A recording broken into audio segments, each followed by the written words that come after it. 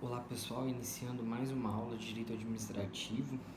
Nós vamos tratar um pouquinho hoje, tratamos um pouquinho então da questão do conceito de administração pública, do conceito de serviço público e então tratamos um pouco da administração pública direta, que é aquela que a gente viu que é formada por aquelas pessoas políticas, né? União, estados, municípios, e aí eu tenho também alguns entes do Poder Legislativo, do Poder Judiciário, que também fazem parte dessa administração direta. E aí tratamos um pouquinho dos órgãos, né, que são as frações de competência dessas pessoas políticas, e aí tratamos um pouquinho da personalidade jurídica que possuem esses órgãos e como que ela se dá no caso concreto, quer dizer, quando que eles podem efetivamente agir em nome próprio, quando que eles não podem agir em nome próprio e assim por diante. Então, demos uma pincelada, digamos, nessa questão da administração direta.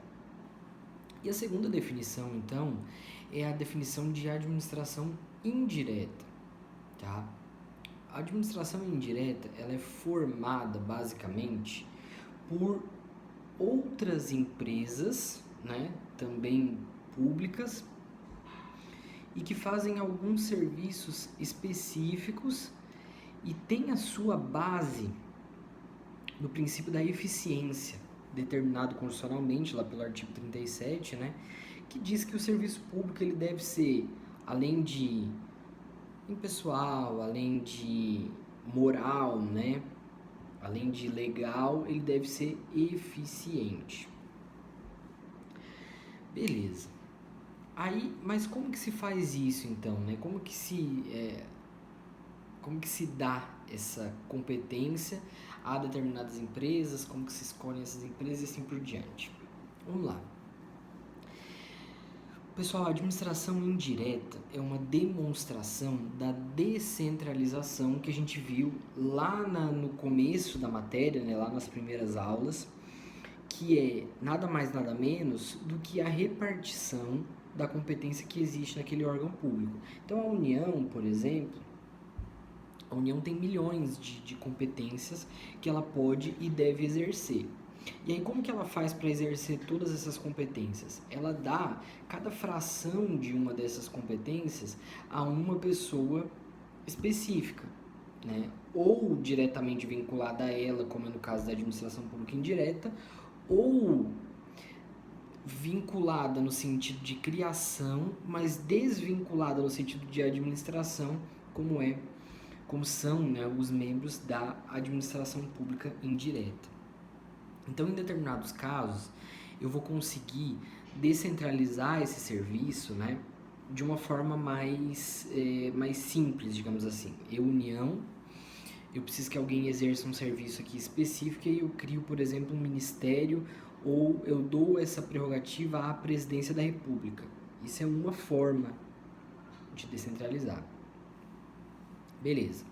É uma forma mais simples, digamos, porque tanto a presidência da República quanto os ministérios, eles estão diretamente vinculados à União.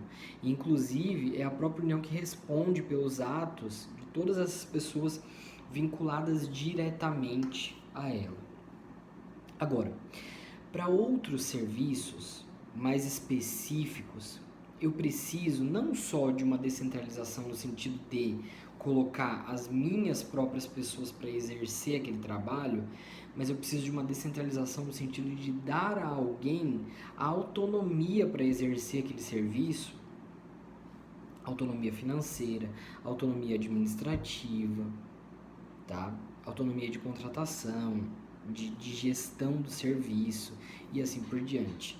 Então, esses serviços eles são tão importantes, tão relevantes, né, e tão específicos que a lei diz, nesse caso aqui, é melhor que a pessoa que cuida dessa situação aqui seja alguém ainda mais especializado e principalmente, porque a especialização ela existe também na administração direta, mas principalmente precisa ser alguém que tenha autonomia de atuação, inclusive em relação ao ente que criou, para que ele possa tomar o rumo mais correto daquele serviço que precisa ser prestado.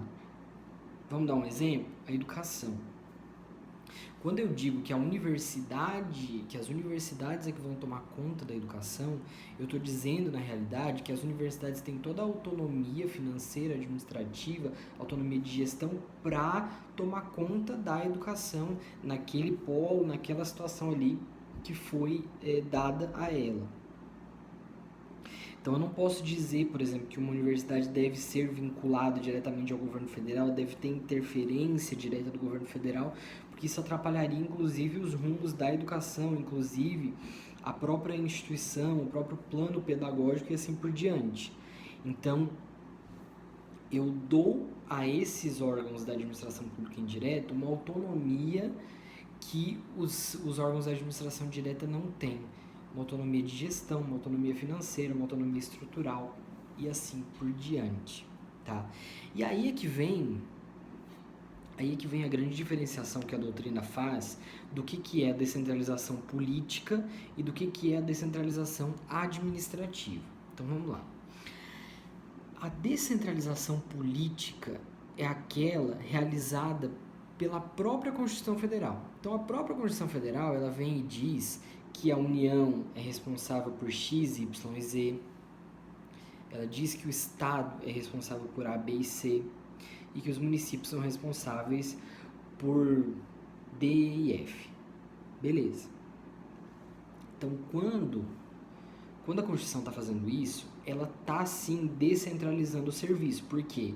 Vamos lembrar da aula passada, né, quando eu falei que o poder é uno.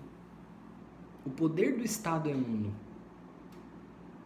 Então, a Constituição precisou dizer todos esses poderes que o Estado possui, quem vai fazer o quê? Quem vai fazer o quê?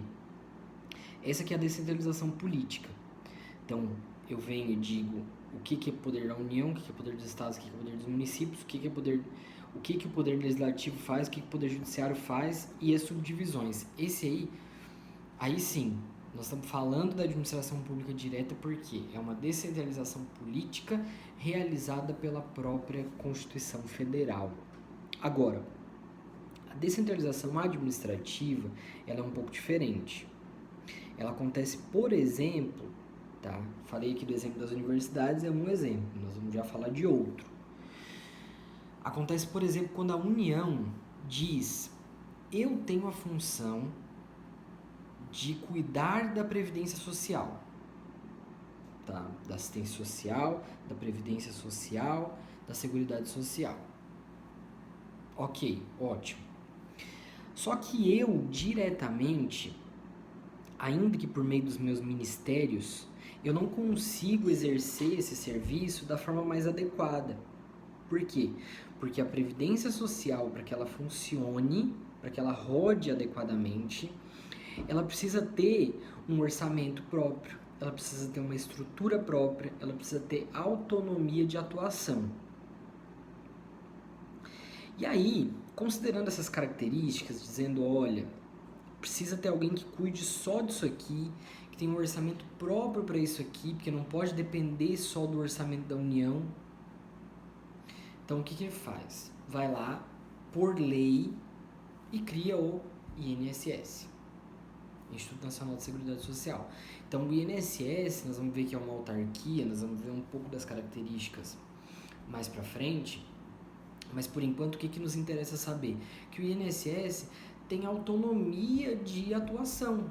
O INSS é que cuida da previdência social, tá? Em todos os seus níveis, digamos assim, e não tem uma interferência direta na União na forma como a previdência social é exercida. O que tem aqui que a gente pode perceber? Tem alguns órgãos da administração direta têm a presidência do órgão indicada pela União, pela Presidência da República. Mas não existe uma interferência no sentido de o presidente vai lá dizer como que o INSS vai se organizar administrativamente, como que vai ser a análise dos benefícios e assim por diante. Isso quem diz é o próprio INSS e quem diz é a lei. continuamos na próxima etapa da aula.